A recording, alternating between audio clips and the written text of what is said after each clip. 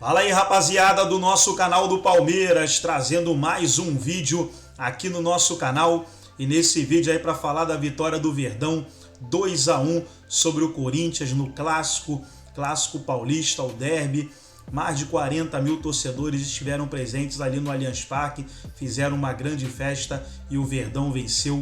Gols do Murilo e do Rafael Veiga, que voltou e já voltou marcando. E os comentaristas vão debater sobre isso, falar sobre a partida, a vitória do Palmeiras, tudo isso nesse vídeo. Mas antes, quero convidar você que ainda não é inscrito no nosso canal, se inscreva, ativa o sininho das notificações para você não perder nada. Tudo do Palmeiras, tudo do Verdão, você encontra aqui no nosso canal.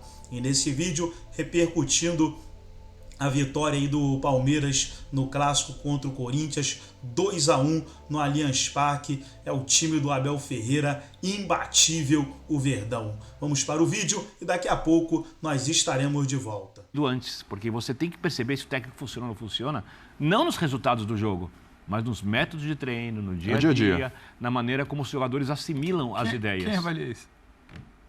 Aí a gente vai entrar na velha história do modelo associativo, onde amadores mandam em profissionais, em todas as áreas, porque você elege um conselheiro, que tem eleito vários clubes isso, pela política do clube, e ele, por exemplo, é um conselheiro especial, ele vai cuidar, por exemplo, sei lá, das finanças do clube. Finanças do clube, não nem na base. Finanças do clube, ele não necessariamente é um especialista. Aí você faz o quê? Você contrata um cara que é o especialista em finanças. Mas por quê? Tem um gerente de futebol que eu era não tô o falando, capitão... tô falando em geral. Tô falando em geral. O Corinthians tem um cara assim, isso.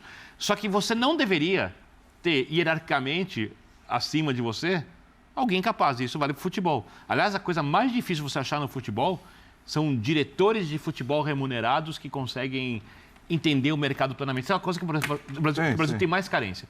Então, o Corinthians é fruto de tudo isso. O Corinthians, repito, deveria ter um elenco mais capaz, mesmo tendo um bom elenco, na minha maneira de ver. Deveria ter mais capacidade de investimento, deveria ter um treinador, deveria ter um modelo de jogo, deveria ter uma equipe pronta para jogar o brasileiro, deveria estar entre os favoritos do Campeonato Brasileiro, deveria estar entre os favoritos da Libertadores, mas tem o trabalho da sua diretoria. E aí, Pedrão? O Corinthians, o Vini falou em competência, né, ao extremo e tal. O Corinthians ele acaba sendo um certo constrangimento, né?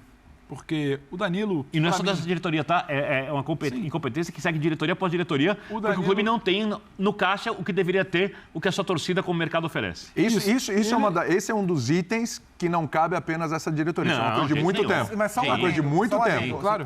Hoje, atualmente, assim, o ponto principal dessa gestão, e eu acho que é um ponto muito positivo, é justamente a parte econômica, né? O Corinthians tem hoje a maior arrecadação teve em 2022, a maior arrecadação da sua história, sem ganhar título, sem ter prêmio de título. Então, o mérito do Duílio como presidente, o maior mérito é fazer do Corinthians, que era um time que arrecadava muito menos do que podia e via sua dívida disparar, um time que fecha no azul depois de muito tempo, tem a maior arrecadação da sua história e vê a sua dívida estacionar. Esse é o ponto positivo. Mas aí tem outro lado. O Duílio muito provavelmente vai ser o primeiro presidente que não conquistou nenhum título, né? Sim. Fechando o ano, não mudando muito o curso do Rio. Aí o que eu acho que o Corinthians é um constrangimento é porque eu entendo todo esse valor e eu acho que a gente tem que sempre bater nessa tecla. É importante o Zupa ressaltar. Tem um cenário econômico de controle de dívida em algum momento, de tentar elevar a receita. Porém, o Corinthians ainda é um projeto esportivo. Ele não é uma empresa apenas para dar lucro no final do ano. E você falou isso tudo aí sem premiação em grana, sem premiação de título. Temos um problema. E aí o que fala é, então, em algum momento, em algum cenário, ele organizou a finança. Ele tentou organizar um departamento, tentou organizar outro. Aí você fala, mas tem um ex-jogador ali como gerente. Qual é a participação desse ex-jogador quando você sai do Lázaro para o Cuca, aí você diz que vai buscar Você pensa, que foi pensado, né, que foi descartado, teve decisão. Você pensou em Mano, em Tite, em Lucha, e agora se fala em Roger. Qual é a participação? Você claramente não tem um plano. Você claramente não tem um plano, não tem um norte. Então é um grande constrangimento, porque aí o Danilo, a meu ver, é o menos culpado. O Lázaro, a meu ver, cai de bucha ali, a verdade é essa. É um dos menos culpados também. E aí quem deve muita explicação não aparece e gera o que a gente viu, principalmente no primeiro tempo hoje. O Corinthians era um constrangimento. O Corinthians foi atropelado no primeiro tempo. Tem uma cena ali entre os 23 e 24 minutos, se eu não me engano, que é o Fausto Vera, que quem ainda tem algum lampejo ali, ele se aproxima do Duqueiroz, ele dá uma bola no Duqueiroz, O do Queiroz, olha, meio que não sabe se ultrapassa, se alguém aproxima. Aí volta no Fausto Vera. Aí fica os dois ali num constrangimento, parece que nunca se viram.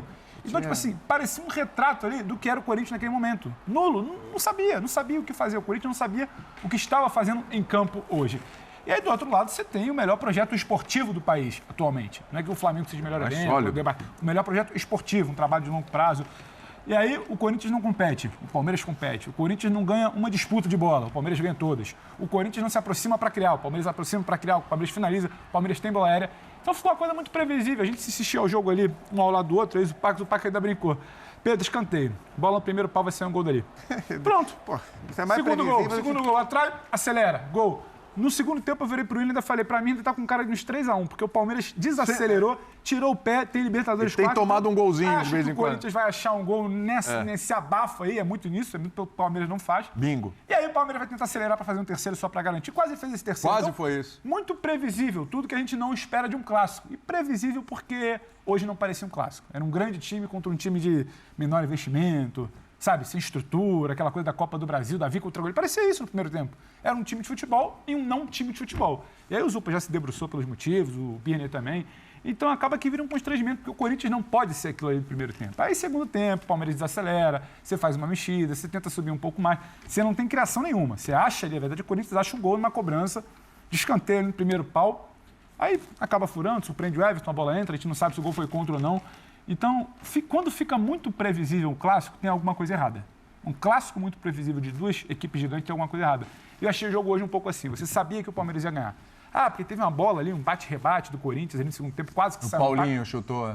Foi a única jogada que o Corinthians construiu a bola vai em 90 minutos. A única construída. Mas você sabe que aquilo ali é um ponto fora da curva, que a qualquer momento o Palmeiras podia acelerar e fazer um terceiro gol. Então, é um constrangimento para o Corinthians, para a sua história, para o torcedor. E aí sim, nas últimas semanas, tudo isso fabricado. Não foi por acaso que aconteceu isso hoje, foi fabricado. Claro, esse cenário você construiu de caos, isso. De um não time que você está tentando começar do zero agora uma temporada. Porque o Lázaro, o trabalho dele acabou.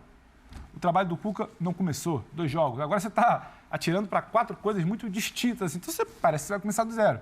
Você tem um elenco desequilibrado, vai contratar, não vai? Então assim, o Corinthians em abril, final de abril, né, estamos virando maio, segunda-feira, ainda não sabe o que é no ano.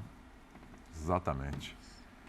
Olha, Breiler, falar uma coisa para você. Nos últimos 13 derbys, uma vitória só do Corinthians. Apenas uma vitória do Corinthians. Silvinho.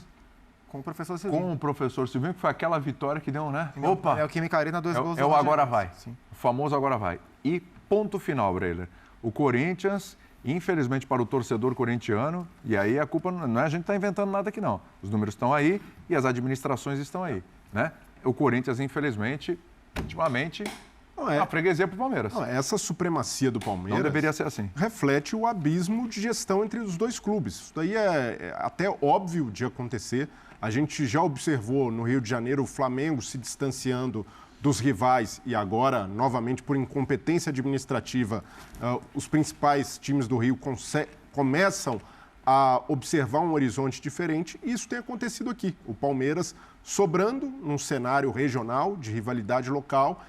E um Corinthians que agora, daqui para frente, o que precisa acontecer é qual é a perspectiva para esse Corinthians? O que o novo treinador vai encontrar? E o cenário é desanimador. A gente vai... seria até covarde da nossa parte carregar aqui nas tintas para o Danilo, que foi um técnico decorativo. É isso, hoje. foi o que eu falei, vai cobrar o quê do cara? Covarde é termo exato. Que tomou lógica. decisões equivocadas, mas ok, não é essa a discussão. A gente caiu de paraquedas ali, gente, pelo amor de Deus. A gente esperava também um show de atuação do Danilo, o que foi o Corinthians dessa semana, o que é o Derby, e ele sabendo que a direita... Não tem o que pontuar. E ali você pode questionar a escalação do Romero de novo, como titular, o que o Romero não tem rendido. Mas tá lá no elenco. Jogador assim, uma hora você usa, né? Não tem jeito. Mas, de fato, o Romero hoje merece poucos minutos, se é que merece, pelo que tem jogado.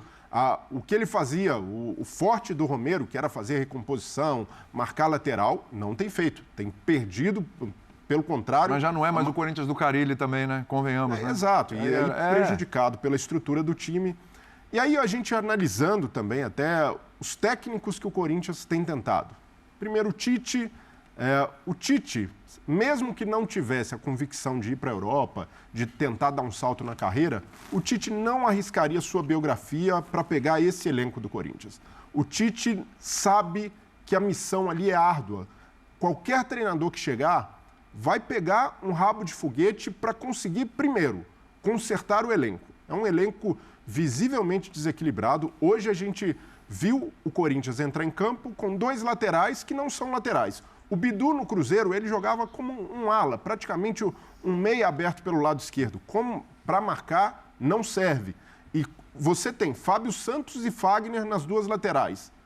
São 2 jogadores que não jogam todos os jogos, que o Corinthians já sabe de antemão que precisa segurar, poupar. Hoje foi com o Duqueiroz, inclusive, do outro lado. Né? Outro dia foi com o Bruno Mendes, porque não tinha opção, puxou o zagueiro para a lateral. E Duqueiroz que vai sair. Que vai sair, tá indo embora Rafael também. Ramos não tem condição física nem técnica de assumir a posição.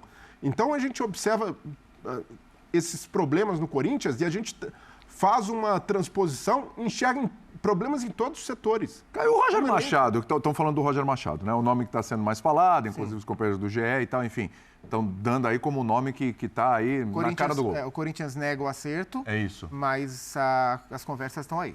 Elas existem, o Corinthians nega o acerto, mas as conversas estão avançando. Não, E aí eu te pergunto, até para colocar para o teu comentário, ô Breiler, só uma coisa, o gol foi pro Roger Guedes. Foi? Tá? Então o Corinthians deu um chute a gol no Deu segundo. gol pro Roger Guedes e é o 5º gol do Roger Guedes chute a gol em 6 e confrontos uma contra o cobrança de Palmeiras. escanteio. Uma cobrança de escanteio, Foi um isso. gol olímpico. Também é uma também coisa vale. Então foi um Sim, gol sim, olímpico. mas só Foi. pra, não é que houve uma construção. Foi um gol olímpico. Gol olímpico Foi do um gol Roger. olímpico do Corinthians. Voltando para você, Brena.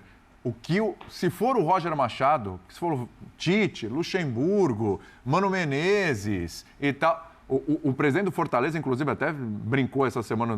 Vem aí, ó, pode vir em cima do Vojvoda, que olha aí, ó, ele não vai, né? Brincou e tal, meme.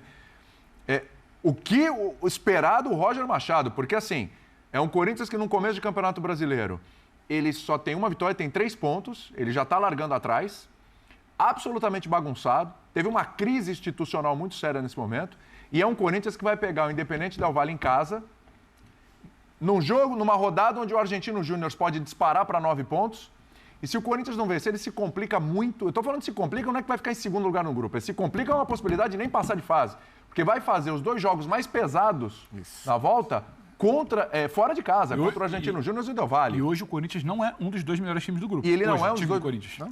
Então tá aí, pessoal, foi o vídeo da ESPN Brasil, todos os créditos, direitos autorais e agradecimentos. Estarei deixando o link na descrição desse vídeo, onde os comentaristas debateram aí sobre a vitória do Palmeiras, 2-1, gols do Murilo e do Rafael Veiga, e o Verdão segue aí embalado no Campeonato Brasileiro. Gostou do vídeo? Deixa o seu like, se inscreva no canal, ativa o sininho das notificações. Forte abraço a todos e até o nosso próximo vídeo aqui no nosso canal do Palmeiras.